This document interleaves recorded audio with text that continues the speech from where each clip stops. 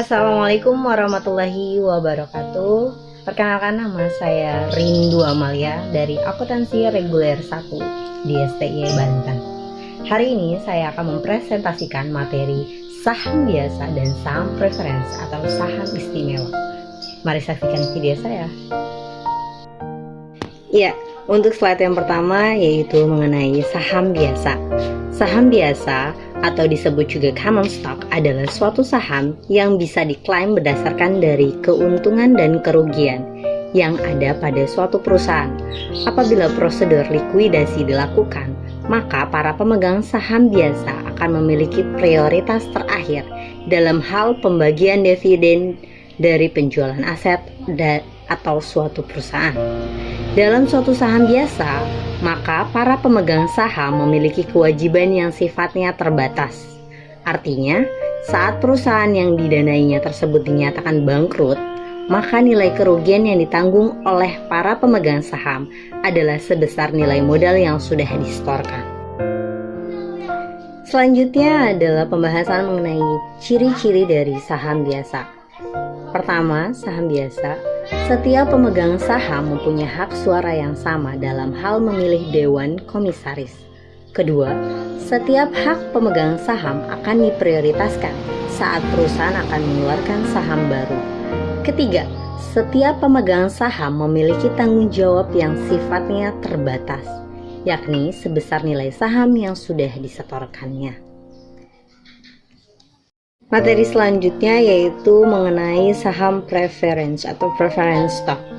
Pengertian dari saham preference atau preference stock yaitu suatu saham yang mana nilai pembagian labanya tergolong tetap, dan saat perusahaan menderita kerugian, maka para pemegang saham preference tersebut akan diberikan prioritas utama dalam hal pembagian hasil penjualan aset perusahaan.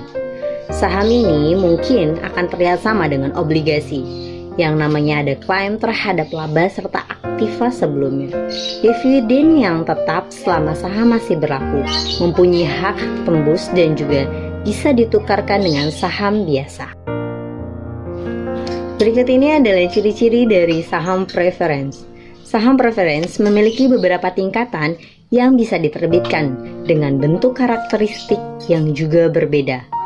Yang kedua, adanya tagihan atas suatu pendapatan dan aktiva, serta memiliki prioritas yang tinggi dalam hal pembagian nilai dividen.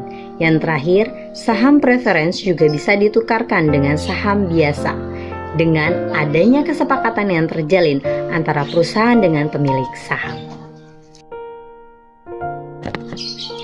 Ya, slide selanjutnya kita akan membahas mengenai contoh soal. Contoh soal 1.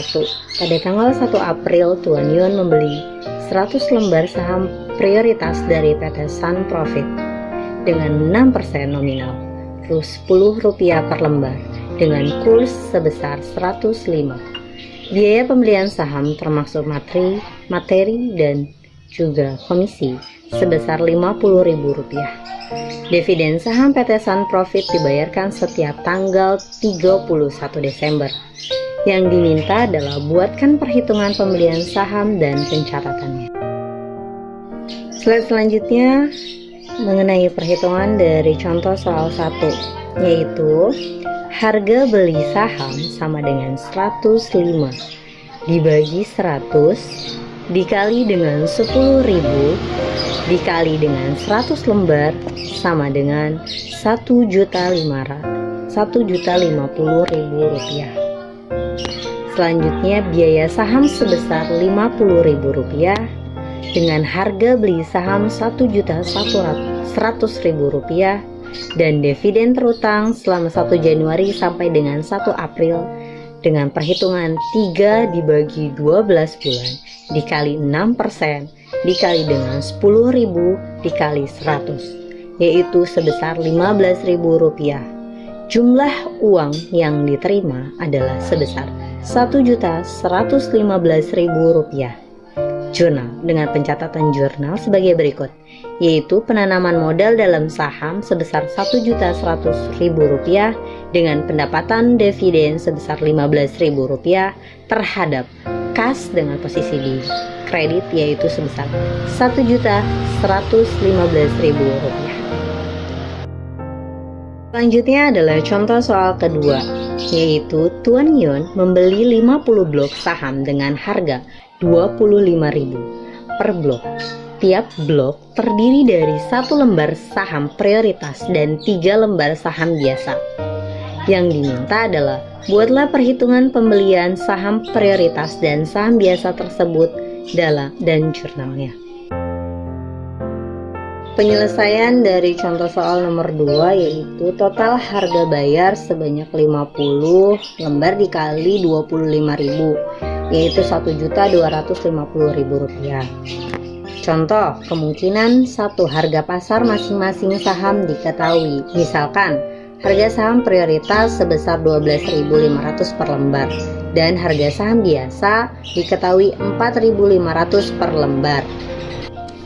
Maka perhitungan nilai saham prioritas yaitu 50 dikali 12.500 dengan total Rp625.000 dan nilai saham biasa sebesar 50 dikali 3 dikali 4.500 yaitu Rp675.000. Hasil tersebut ditambahkan yaitu Rp1.300.000 dan perhitungan dilanjut dengan menghitung harga pokok saham prioritas yaitu sebesar Rp625.000 dibagi Rp1.300.000 dikali dengan Rp1.250.000, hasilnya adalah Rp600.960 dan harga pokok saham biasa yaitu sebesar Rp675.000 dibagi Rp1.300.000 dikali Rp1.250.000 dengan hasil Rp649.040.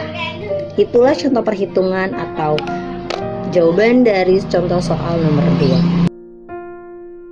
Terdapat 2 keuntungan yang bisa didapatkan oleh investor yang melakukan investasi saham, yakni capital gain adalah profit yang didapatkan dari adanya selisih harga jual saham yang lebih tinggi daripada harga belinya.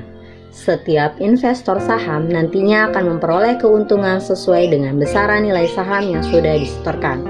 Yang kedua, bentuk dividen adalah nilai keuntungan yang didapatkan dari hasil pembagian dividen tunai dari suatu emiten.